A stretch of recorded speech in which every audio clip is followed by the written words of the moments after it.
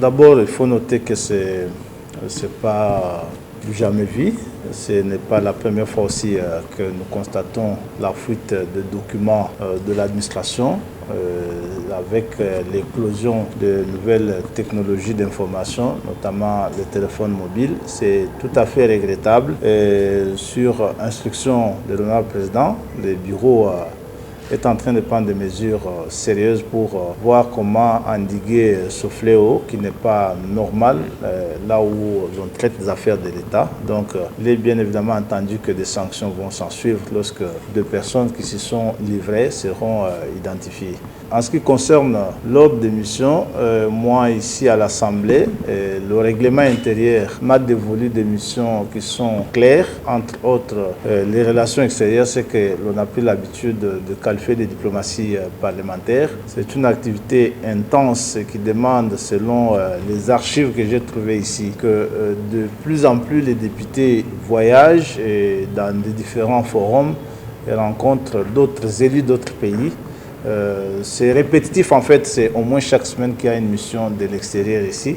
Ça résout aussi des problèmes très intéressants et très importants de notre existence comme État.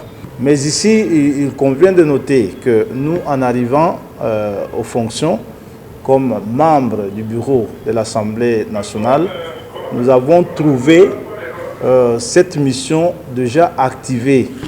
Parce que la correspondance qui invite le Parlement congolais à l'Assemblée parlementaire de la francophonie, ça date du 1er janvier 2023. Et ça fait pratiquement une année et demie. Cette correspondance avait été adressée au président Mbosso, d'abord comme président du bureau définitif de l'Assemblée nationale, et qu'à l'approche de la manifestation, il n'est plus président du bureau définitif, il est devenu président du bureau provisoire, c'était après les élections, et que l'on sait que les visas du Canada prennent énormément de temps pour les obtenir.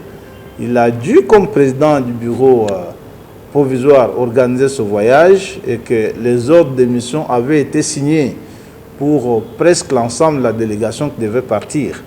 Et il s'agit ici de 3 ordres de mission qui avaient été signés. Ce qu'il convient de noter, c'est qu'il ne s'agit pas de la même mission.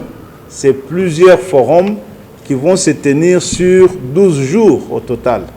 Il y a un forum qui fait 3 jours, il y a un forum qui fait 6 jours, ainsi de suite. Donc ce ne sont pas les mêmes personnes qui vont aller à la même activité. Ça, il fallait le noter.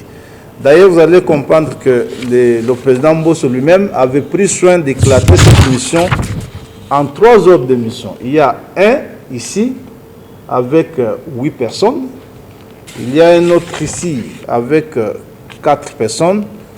Il y a un troisième avec 6 personnes. Et puis celui qui était, je crois, du chef de délégation avec 2 personnes. Exactement.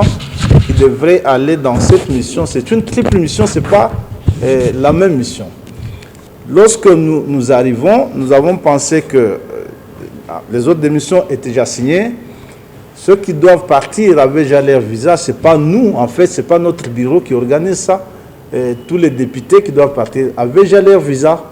Et nous avons pensé que ça faisait un peu désordre, que ce soit autant d'autres missions qu'il fallait mettre ça sur un seul ordre de mission, parce que surtout que le président lui-même devrait accompagner la délégation. C'est comme ça que les services, ici, ce n'est même pas venu de nous, les services administratifs de l'Assemblée nous ont présenté cette note technique que vous voyez ici pour nous conseiller sur la manière de faire les choses, et nous avons suivi la note technique qui nous a été déposée ici par les services.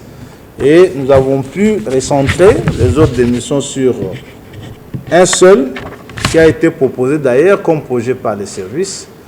Seulement que la nouveauté a été de soustraire certaines personnes, clairement celles qui n'avaient pas obtenu de visa du Canada, parce que sur les 22 personnes proposées avant, il y a des gens qui n'ont pas eu de visa. Alors, on devait soustraire ces personnes qui n'avaient pas obtenu de visa pour remplacer l'honorable président qui voyageait avec la délégation et ses services. Ce qui fait peut-être des bruits, c'est que le président voyage avec 6 personnes dans sa suite. Je ne trouve pas que ça soit assez. On ne va pas quand même s'imaginer le président de l'Assemblée nationale en train de tirer des bagages dans des aéroports. C'est pas commode. Voilà un peu ce qui s'est passé. Je crois qu'il n'y a pas eu abus de finances publiques, il n'y a pas eu extravagance, il n'y a pas eu exagération. Notre peuple est informé qu'il ne s'agit pas d'une seule mission, mais de 3 missions que nous avons préféré mettre ensemble parce que cette fois-là, toutes devront être dirigées par l'honorable président de l'Assemblée. Voilà ce qui s'est passé.